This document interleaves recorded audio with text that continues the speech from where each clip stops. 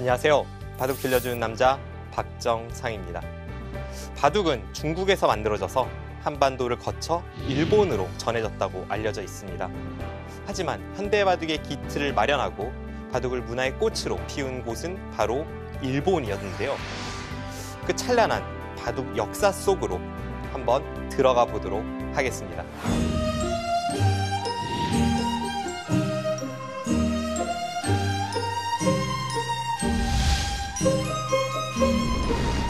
일본 기원에 명예의 전당이라고 있습니다. 그곳에 등재된 이름에 가장 첫 번째로 눈을 돌려보면 의외의 인물이 자리하고 있는데요. 바로 도쿠가와 이에야스입니다. 도쿠가와 이에야스는 어떤 바둑계에 도움을 주었기에 이렇게 명예의 전당 1호에 이름을 올릴 수 있었을까요?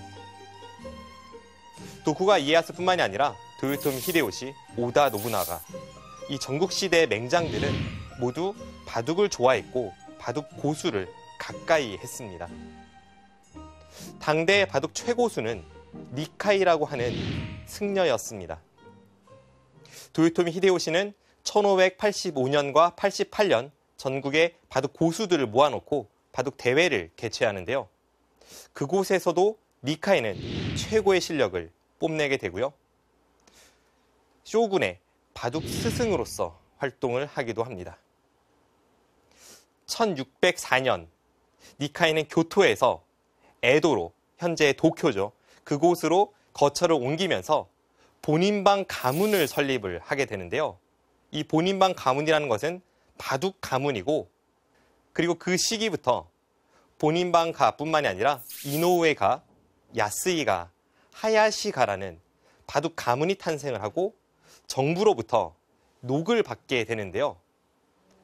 그로부터 바둑에만 전념할 수 있는 그런 환경이 조성이 되고 4대 바둑 가문은 가문의 명예를 걸고 바둑계의 앞날을 위해 최선을 다해 쟁기를 펼치게 됩니다. 이 4대 바둑 가문이 경제적으로 어느 정도의 풍요로움을 얻었다고 해도 이렇게 치열한 바둑을 둘 수 있었던 이유는 몇 가지가 있습니다. 그 중에 첫 번째는 바로 기소라고 하는, 마치 바둑부 장관과도 같은 바둑의 총괄 책임자 자리가 있었기 때문입니다. 그리고 바둑이 발전할 수 있었던 또 하나의 이유는 바로 어성기였습니다. 이 어성기는 당대의 실권자 쇼군 앞에서 4대 바둑 가문의 가주와 후계자, 그리고 7단 이상의 전국의 바둑 고수들만을 선별하여서 최고의 통치자 앞에서 바둑을 두는, 말 그대로 가문의 명예를 거는 그런 치열한 승부였는데요. 이 어성기는 1626년부터 1861년까지 약 530여 대국의 명승부를 연출을 합니다. 이 어성기와 기소를 둘러싼 암투, 승부가 워낙 치열했기에 4대 바둑 가문은 서로를 어떻게 보면 좀 못 잡아 먹어서 안달인 상태로까지 가는데요. 약 250년간 이어온 수많은 명승부회 중에 대표적인 몇 가지 사례를 한번 소개해 보도록 하겠습니다. 1668년에 이 명인 기소에 올랐던 인물이 있습니다. 야스이 가문의 2세 가주 야스이 산치인데요. 본인방 가문, 그러니까 혼인보 가문이죠. 혼인보 가문의 3세 도에스는 그것을 못마땅하게 여겨서 쟁기를 신청을 합니다. 하지만 그 당시에는 이 명인 기소에 오른 인물, 특히 이제 높은 위치에 있을수록 함부로 대국을 하지 않습니다. 그런 끈질긴 설득 끝에 20번기에 임하게 되고, 결과는 이 혼인보 3세 가주 도에스가 이 명인 야스이 산치를 12승 4무 4패로 누르고 명인으로부터 끌어내립니다. 이 정도의 어떤 쟁기의 치열함은 계속해서 그 후에도 이어집니다. 그래서 250년 동안 이 명인 기소에 오른 인물은 단 6명밖에 없습니다.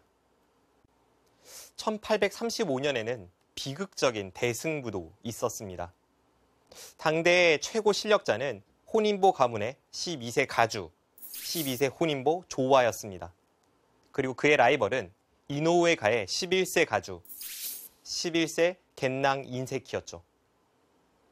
이 겐낭 인세키는 혼인보 조화가 명인이자 기소에 올라 있는 것을 못마땅하게 여기고 있었습니다. 그래서 언제 시간이 되면 한번 쟁기를 붙을 각오를 하고 또한 주변에 이 실력자들의 도움을 청하면서 꽤 많은 노력을 기울이게 됩니다. 그래서 어느 한 성대한 바둑 모임에서 드디어 둘은 쟁기를 앞두게 됩니다. 만약 그 대결에서 겐낭 인세키가 승리를 거둔다면 분명 명인은 은퇴를 하거나 기소 자리를 내놔야 하는 그런 상황이 되겠죠. 오히려 그런 측면에서 보면 예전의 승부가 훨씬 더 치열함은 있었던 것 같습니다. 지금은 오늘 패하더라도 내일이 있지만 그 당시에는 평생 단 한 번의 승부로 자신의 바둑 가문의 명예와 자신의 명예가 모조리 그 한 판에 쏠려 있기 때문에 굉장히 부담되는 그런 대승부가 아닐 수가 없습니다. 겐낭 인세키는 그 바둑 모임을 며칠 앞두고 제자인 후계자 아카보시 인데스와 대국을 치릅니다. 연습 대국이긴 했지만 그 대결을 통해 후계자의 실력에 깜짝 놀라게 됩니다. 그래서 머리를 쓰죠. 혼인보 조화에게 더욱더 큰 명예의 타격을 입히려면 제자가 나가서 선번으로 승리를 거두는 것이 낫겠다라고 생각을 합니다. 그래서 1835년의 바둑 모임에는 혼인보 조화의 상대로 이 이노우에가의 후계자 아카보시 인데스가 나갑니다. 4일에 걸쳐서 대국을 치르는데요. 초반에 유리하게 이끌었던 아카보시 인데스, 가문의 비기를 사용하면서 초중반을 리드하지만 후반에 그리고 중반에 장화의 전투력에 결국은 무너지고 맙니다. 결과는 혼인보 조화의 백불계승. 4일째 되던 날 아카보시 인데스는 슬픈 눈으로 옆에 있는 스승을 바라보며 돌을 거두며 바로 바둑판에 피를 토하고 쓰러집니다. 그리고 약 한 달 뒤 운명을 달리하게 됩니다. 당시의 승부의 어떤 치열함을 보여주는 이 토열지국, 굉장히 유명한 대국입니다. 그 외에도 이후에 펼쳐지는 10대 소년 슈사쿠가 당대의 실력자 겐낭 인세키를 상대로 이적의 묘수를 날린 바둑이나 혹은 슈사쿠의 어성기 19전 19승 등 굉장히 유명한 일화는 많습니다. 흔히 이 도쿠가 막부 시대에 어떤 최고 실력자를 이야기할 때 두 명을 많이 거론을 하는데요. 기성이라는 최고의 호칭과 함께 앞시대의 기성, 뒷시대의 기성이라는 뜻으로 전성과 후성으로 나누게 되고, 전성은 4세 혼인보 도사쿠를, 그리고 후성은 비록 후계자이던 시절에 33세로 요절하지만 어성기에서 19연승을 거둔 슈사쿠를 후성으로 꼽는데 주저하지 않습니다. 4대 바둑 가문은 1868년 이 메이지 유신과 함께 시대가 변하면서 막부로부터 받던 녹도 받지 못하게 되고 점점 가세가 기울게 됩니다.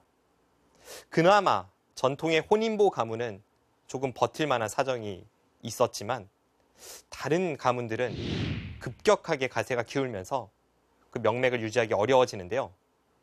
시간이 조금 더 흘러서 1900년대 초반 이 세습 본인 방제의 마지막 혼인보가 되는 슈사이 명인, 이 슈사이 명인은 1924년 당대의 재벌 오쿠라 기시치로와 함께 중심이 되어서 일본 기원 창립에 큰 공헌을 합니다.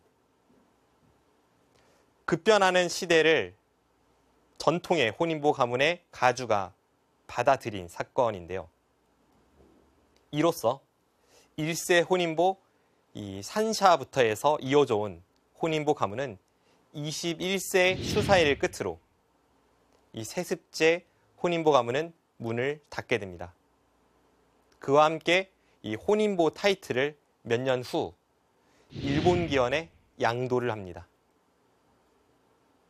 1938년은 이 전통의 혼인보 마지막 혼인모인 슈사이 명인이 인퇴기를 두게 됩니다. 이 인퇴기라는 것은 은퇴를 기념하는 기념 대국인데요. 당대 실력자들 중에 치열한 이 승부 바둑을 통해 도전자를 선발했고 도전자가 된 것이 바로 기타니 7단입니다. 조남철, 조치훈 이런 한국의 유명 기사들의 스승인 기타니 7단. 젊은 시절에 일본의 신진 기예로서 이 괴동환이라는 별명으로 아주 유명했는데요. 슈사이 명인의 인퇴기에서도 기타니 7단은 승리로 바둑을 마무리 짓습니다. 그와 함께 일본 바둑계의 1인자 위치로 우뚝 솟아나게 됩니다. 하지만 그 시대는 절대 길지 않았죠.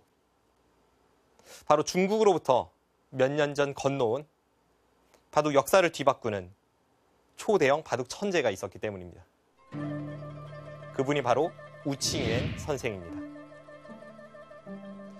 슈사이 명인과의 인퇴기가 끝이 나고 약 1년 뒤 1939년 우칭현 선생과 기타니 선생은 10번기를 치르게 됩니다.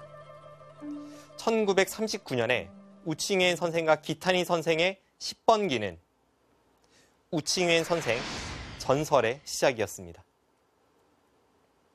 중간에 막판까지 몰린 기타니 선생은 삭발을 하면서 모든 걸 걸고 승부에 임하는데요.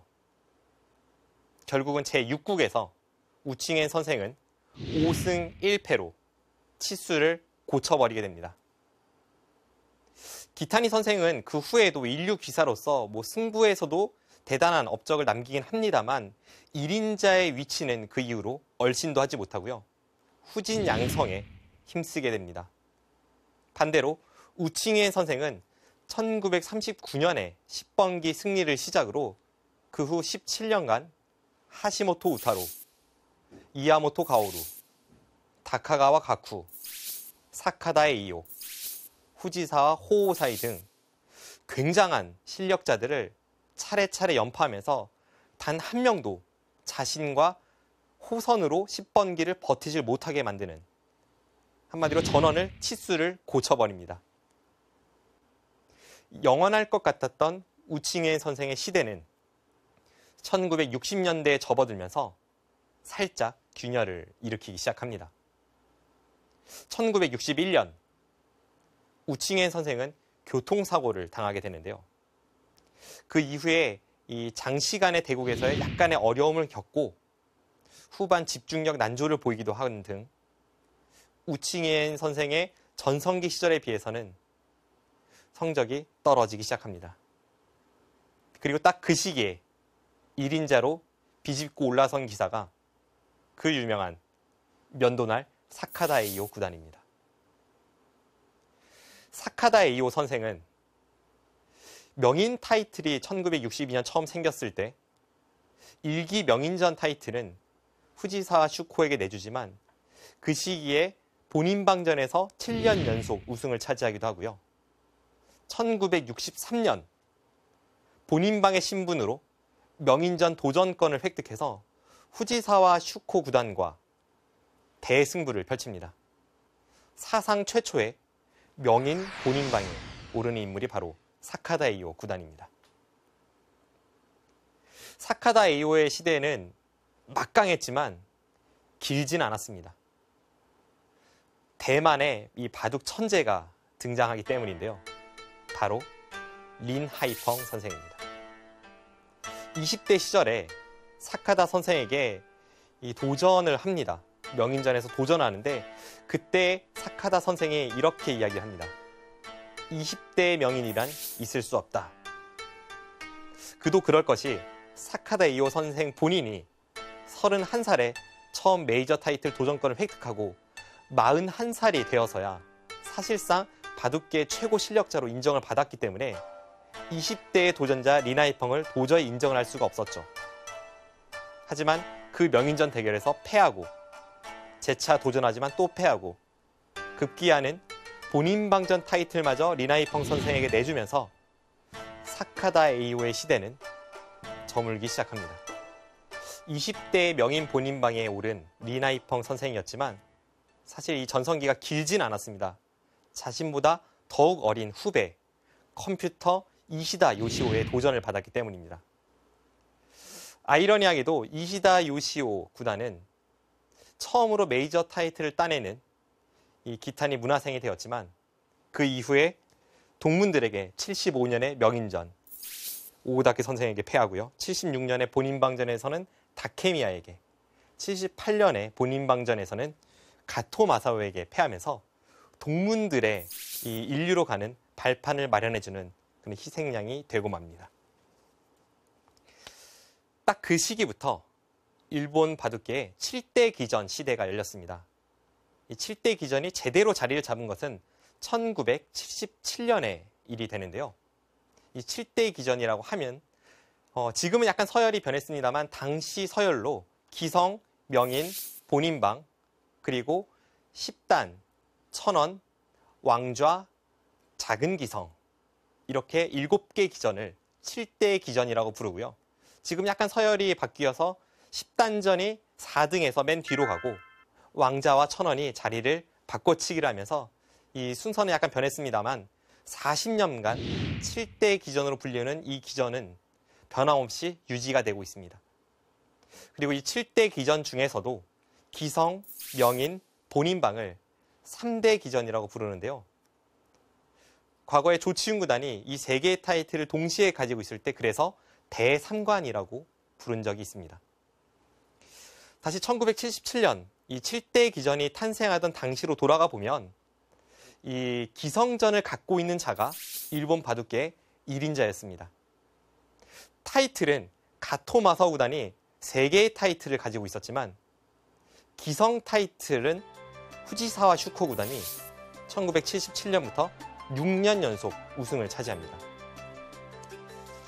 그래서 이 괴물 후지사 슈코 구단을 1년에 4승만 하는 사나이 이렇게 불리우기도 하는데요. 다른 기전에서의 성적은 그다지 좋지 않았지만 도전자를 받아서 7번 승부에서의 단 4승으로 4천만 행이 넘는 엄청난 상금과 당시의 최고 1인자 지위를 6년 연속이나 유지하게 됩니다. 이 후지사 슈코 구단은 이 괴물로 불리우는 이유가 있죠. 큰 승부에 강했고 특히 1기, 새로 시작하는 타이틀에 강했고 위기에 강했습니다. 2기 기성전에서 당시에 타이틀을 가장 많이 가지고 있던 대마킬러 가토 마사오 구단이 이 괴물 후지사 슈코 구단에게 도전장을 던집니다. 그리고 이 2기 기성전 4구까지 진행이 됐을 때 1승 3패로 뒤처지고 있습니다. 그런데 5국 때 이 굉장히 재미있는 일화인데요. 후지사 슈코 구단이 당시에 이 아이러니하게도 그런 최고의 영예를 가지고 있음에도 좀 빚쟁이들에게 쫓기고 있었어요. 그래서 이 타이틀전을 빼앗기면 정말 자살까지도 결심을 하며 5국 대국장으로 들어섭니다. 그리고 그 기성전 5국에서 중반에 엄청나게 어려운 장면에서 각자 9시간 그리고 이틀 거리로 주어지는 이 엄청난 시간이 있었기에 가능한 완벽한 수일기로 가토 마사오의 대마를 다 잡아버립니다. 그 대국 현장 속으로 잠깐 다녀오겠습니다.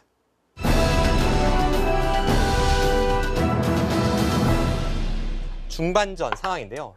지금 이 바둑은 누가 보더라도 이 대마가 승부임을 알 수가 있습니다. 흑 진영에 가토 마사오 구단이 침입을 했고 흑이 추격을 하고 있는 상황입니다. 각자 제한 시간이 9시간이나 주어지기에 정말 중요한 승부처에서 물 쓰듯 모든 수를 면밀히 살필 수 있다는 것이 일본 이 3대 기전의 장점이자 한국이 좀 부러워하는 그런 일본의 바둑 문화입니다. 지금 이곳을 두고 치중을 가서 여기를 내려서면서 치열하게 이 대마 전체를 잡으러 갑니다. 안에서는 패조차도 낼 수가 없습니다. 있고 단수를 치자 이곳에 패를 걸어가고 따낼 때 이쪽에 패감을 하나 사용을 하고요. 따내고 이었습니다. 그러자 이제 이쪽 부근에서 백은 수를 내러 들어가는데요. 항상 흙은 백이 이곳을 젖히면 여기를 따내고 여기를 이으면 이렇게 갖다 붙여서 잡으러 가는 상황이었기 때문에 바깥쪽에 맛이 굉장히 고약해서 이 상황에서도 가만히 늘어서 응수를 합니다. 왜냐하면 이곳을 받지 않았을 때에는 흙이 이쪽으로 받는다면 아까처럼 여기를 선수 교환하고 여기를 밀어갔을 때 이쪽 부분을 백이 공략하는 것과 여기를 갖다 붙이면서 바깥쪽 탈출을 시도하는 것이 맛보기가 되기 때문에 후지사 슈코 기성은 여기를 늘어서 도전자의 대마를 다 잡으러 갑니다. 딱 이 상황에서 도전자 가토마사오 구단이 여기를 붙였습니다. 이때가 이튿날 11시쯤이었는데요. 이 장면에서 점심시간 1시간을 끼고 2시간 57분에 장고를 하게 됩니다. 자신의 소비시간만 2시간 57분을 사용했기에 점심시간 1시간을 포함하면 사실상 생각할 수 있는 시간은 약 4시간이었는데요. 약 4시간의 장고를 한 끝에 후지사 슈코 구단의 선택은 여기를 한 칸 뛰는 수이고, 실제로 이 대구를 검토했던 당시의 기사들은 이 수에 감탄을 하게 됩니다. 이 수가 아니라면 이 백도를 잡는 수가 없다라는 거죠. 지금 이 부분은 현대 초인류가 보더라도 사실 한눈에는 뭐가 뭔지 모를 정도의 엄청나게 복잡한 변화입니다. 그런데 이 장면에서 2시간 57분의 장고 끝에 여기를 한 칸을 띄고, 이 장면에서 가토 마사오 구단은 1시간 55분을 장고를 합니다. 대장고 끝에 여기를 내려서지만 결과적으로는 여기를 호구치고 여기를 늘어서 이 흑돌과 이 백돌의 수상전으로 갔을 때 후지사 슈코 구단의 흑이 딱 한 수 빠른 그런 수상전으로 이 대국을 대마를 모조리 잡고 승리를 거두면서 1대3에서 2대3으로 만들고요. 그리고 뒤이어 벌어진 6국과 7국, 특히 7국에서 반집승으로 아주 드라마틱한 그런 역전 방어에 후지사 슈코 구단이 성공합니다. 토마사오의 도전을 물리친 후지사 슈코 선생은 이후 6기 기성전까지 완벽하게 방어에 성공을 합니다. 하지만 7기 기성전 도전자가 된 조치훈에게 3연승 후 4연패로 타이틀을 내주게 되고요. 83년, 84년은 그래서 조치훈 시대가 열리게 됩니다. 하지만 라이벌 고바야시 고이치 구단에게 명인 타이틀을 빼앗기고 또 이 휠체어 대국을 하는 아픔 속에 잠깐 동안 1인자 자리를 고바야시 고이치 구단에게 내주게 되는데요. 그래서 고바야시 고이치 구단은 1986년부터 1993년까지는 완벽한 일본 바둑계의 1인자라고 할 수 있는 자신만의 영역을 구축합니다. 그리고 그 시기 1988년부터 시작된 세계대회에서는 한국의 조은현, 중국의 내웨이핑, 일본의 다케미야 마사키 등이 이제 맹활약을 하기 시작을 하는데요. 특히 다케미야 마사키 선생은 이 후지스베와 TV 아시아 선수권 대회에서 맹활약을 하면서 당시에 세계 타이틀 무대에서는 1인자라고 불러도 손색이 없을 정도의 활약을 하게 됩니다. 시대가 많이 흘러 AI의 시대로 불리는 현재, 과연 세계 타이틀의 이 최고 권위자였던 다케미야 선생은 현재 바둑계를 어떻게 바라보고 있을지 다케미야 선생의 인터뷰를 잠깐 만나보고 오겠습니다. 最近は特に AI の出現ということもあって、AI が出る前からやっぱりもうリアルタイムで打ってる子が世界中でも見れるようになりましたよね。それを見て、それのが勝ってる人のっていうか見て、これがいいんだなと思ってみんな真似をするというか、で昔の時代はそういう情報がそんなに今のように早くなかったな。だからみんながそれぞれ個人個人で研究したというかという違いがあるんですよね。だから今はみんな似たようなのが多くなっちゃうっていうのは時代のあれかもしれない、流れからもしれない。個性的なねそれもちろんいるんですけどね。でも一般的に見るとちょっと個性がなくなってるですね。はい。 그래도 역시 이 우주르라는 다케미야 선생의 명성에 걸맞는 그런 어떤 색채가 묻어나는 인터뷰가 아주 인상적입니다. 이 고바야시 고이치 구단의 90년대 초반 전성 시대를 무너뜨린 것은 라이벌 조치훈 구단인데요. 조치훈 구단은 기성을 필두로 해서 하나하나 타이틀을 수집하며 대삼관을 이룩하고 1999년까지는 조치훈 시대를 구축합니다. 그리고 그 뒤 이어진 군웅할거의 시대에서는 요다 노리모토, 왕리청, 왕밍완 등이 치열하게 경쟁을 펼치다가 2000년대 중반부터 딱 이제 세대 교체가 이뤄지는데요. 일본 바둑의 사천왕으로 불리우던 하네 나오키, 다카오 신지, 야마시타 게이코, 장쉬가 일본 타이틀을 하나하나 수집하기 시작을 합니다. 하지만 이 사천왕의 재능은 세계 무대에선 통하지 않았고 일본 내에서도 자신의 뒤를 잇는 후배 이 이야마라는 괴물이 나오면서 그 시대가 오래 가지는 못하는데요. 지금은 완벽하게 이야마의 시대가 되었죠. 이미 뭐 한 5년 동안은 이야마의 시대라고 불러도 손색이 없을 정도의 역대 일본 바둑 역사상 그 어떤 1인자 비교에도 당당할 수 있는 이야마의 완벽한 시대를 구축을 하고 있습니다. 1977년부터 2017년까지 40년간의 이 7대 기전 타이틀 획득 기록을 보면 1위가 조치훈 구단입니다. 무려 41번의 우승이 있었고요. 2위가 이야마의 38번, 3위가 고바야시 고이치 구단의 34번입니다. 조치훈 구단도 이 기록을 보면 굉장하지만 이야마 유우타는 앞으로 훨씬 더 많은 타이틀을 획득할 것이 뻔하기 때문에 앞으로 모든 일본의 이 타이틀 기록은 이야마가 하나하나 새롭게 갱신해 나갈 것으로 예상이 되고 있는 현재 일본 바둑계입니다. 이 3대 기전 타이틀 획득 기록으로 시선을 넓혀보면 조치훈 구단이 일본 바둑계 타이틀전에 있어서 전설인 이유가 명확하게 드러납니다. 조치훈 구단은 통산 3대 기전 타이틀 획득 수가 29개로 17의 이야마와 16개의 고바야시 고이치 구단을 멀리 따돌리고 있는데요. 역시 장고 바둑의 화신답게 이틀거리 대국인 3대 기전에서 맹활약했음을 알 수가 있습니다. 최근에 이 세계 바둑계의 판도를 보면 중국과 한국이 맹렬하게 겨루는 그 과정에서 일본은 살짝 승부의 세계에서는 도태되어 있는 것이 아닌가 하는 생각도 전혀 없지 않은 그런 시선입니다.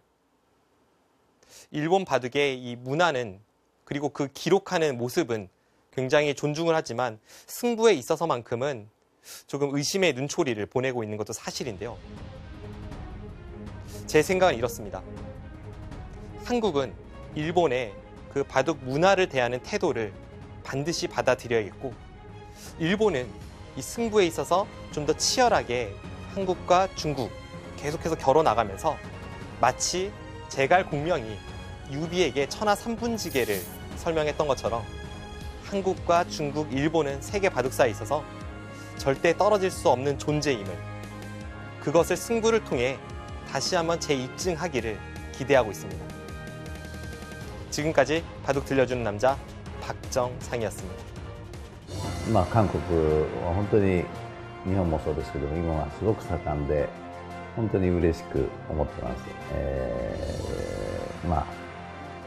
昔からといいますか僕の仲間というか友達訓練とかねたくさん碁も素晴らしいし人間的にも素晴らしい棋士が多くてアマチュアの皆さんも囲碁をどんどん碁を打っていただいて世界平和にもつながることですから頑張っていきましょう。